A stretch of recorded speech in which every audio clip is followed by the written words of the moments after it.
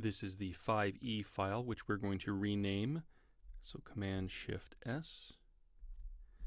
We're going to rename it something clever and unexpected like glass, and put this back into the Lesson 5 folder. Okay, you'll notice that we have two layers going on here that look remarkably similar in the thumbnails, and that's because they pretty much are.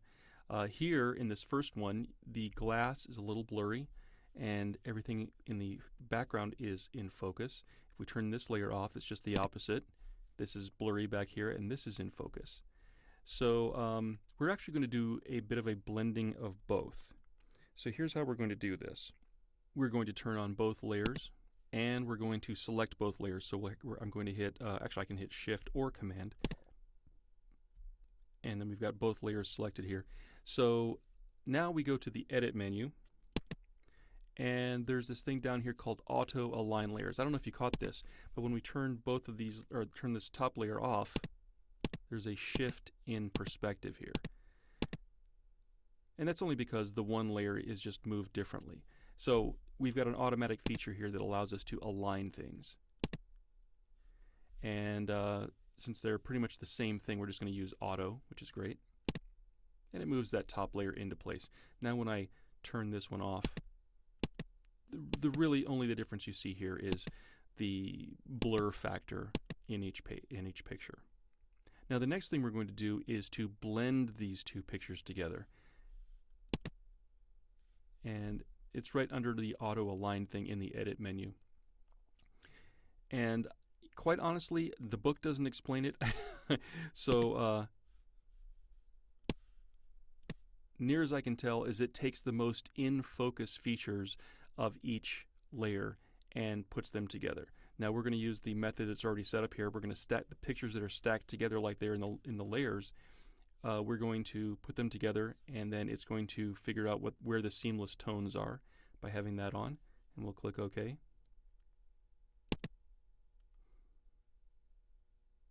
And what it does here, in fact, let's take a look. Let's turn off the background layer for a minute.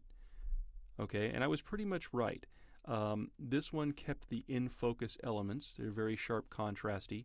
And what it did here is it added this thing called a layer mask, which you'll learn about a little bit later.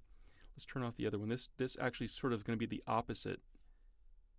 This will show the in-focus features here, and it shows you the best in both cases. And what we're going to do next is to put these two layers together. So we will work destructively, but it's for the purpose of good overall. So we're going to go to the flyout menu over here. And I know we've talked about merge layers before, and even flatten image. This one is going to merge the visible layers.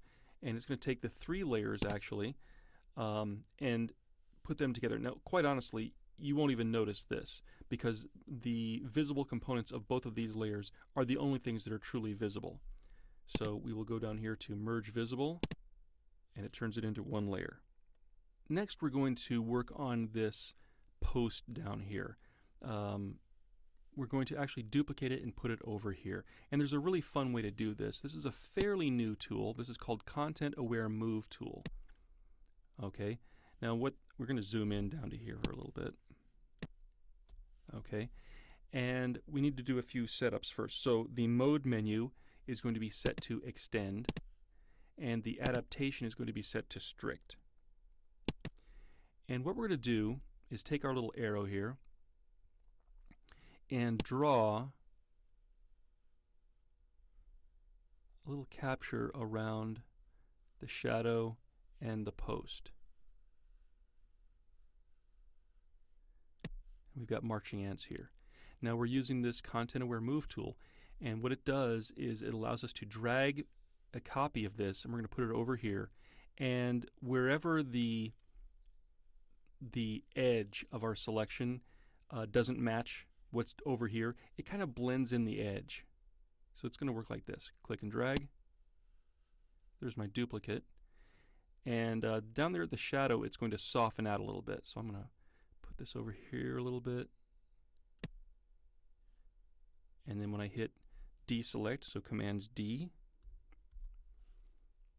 it basically looks like it belongs there. This is a good time to save. Next, we're going to do a bit of interactive blur. Let's hit Command 0 to see the whole thing again. Okay, what we're going to start off with is a thing called a smart object. So what we're going to do is go to the Layer menu and go down to Smart Objects, and we're going to convert this background layer into a smart object.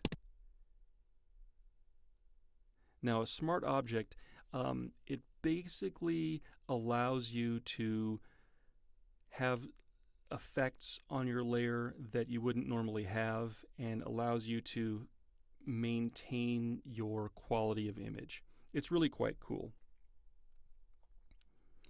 What we're going to add here is the blur filter. Well, actually, it's an iris blur. So let's go to the filter menu and go down here and go to iris blur.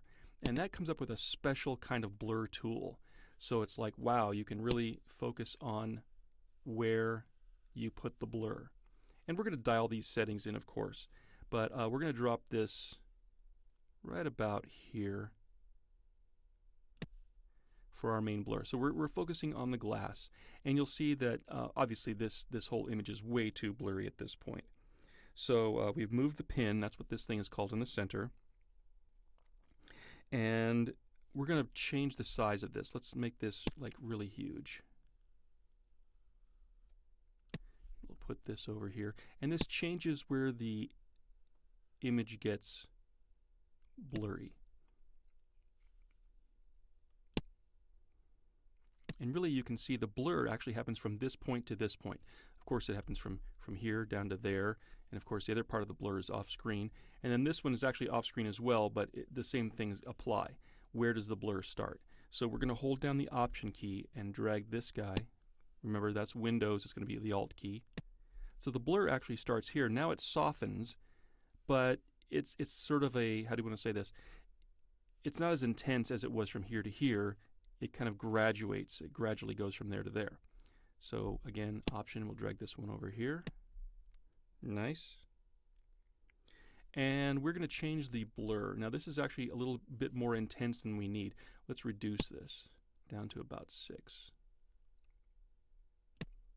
Okay, so we still have our sharp image here. It does get progressively blurrier as we go off into the distance there, and that works out pretty well. And we're going to click OK.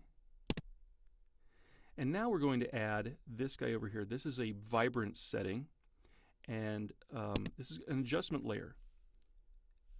And you probably won't see this too much until maybe we turn this layer on and off. So here's why I like the adjustment layers. I'm sure we've talked about this before, but adjustment layers make a change to your file, but you can also turn it off when you need to. Okay, so we're going to change the vibrance setting. So vibrance is going to be set to +33 here, and the saturation is going to be reduced to -5. And that's your vibrance setting. But let's take a look at what it actually did. So here's with the vibrance. Let's turn it off. Seems like it really affected the sky more than anything. By having the vibrance on, it really brings the, kind of a deeper blue into the sky, and a bit of the water as well. Of course it affects everything, but I think you can see it mostly in the sky. And I just want to follow back here, the blur thing that we put on. Obviously here it's an effect, and that's the difference. That's why smart objects are a little bit different. Had we just done this without being a smart object, we could have applied the blur filter. That would have damaged the picture. It would have actually harmed the pixels. But the smart objects allow us to work non-destructively, so we can turn that layer on and off, that blur. So now you can see how sharp it is back there. And the other thing is that also, unlike just plain old filter, is that we can go back to the actual effect itself. By double-clicking on that, I can change the blur setting to something completely different and wacky. Obviously, I don't want to do that, but I can do that. I haven't made any changes, so I'll cancel out of this. So that's what's really great about the being a smart object, and it has the added benefit of adding a layer mask as well. Now, we're not really using it for anything in particular here, but we could, and that could be very, very cool. So that's Chapter 5. Let's save our file, and I'll close it, and I'll see you next time.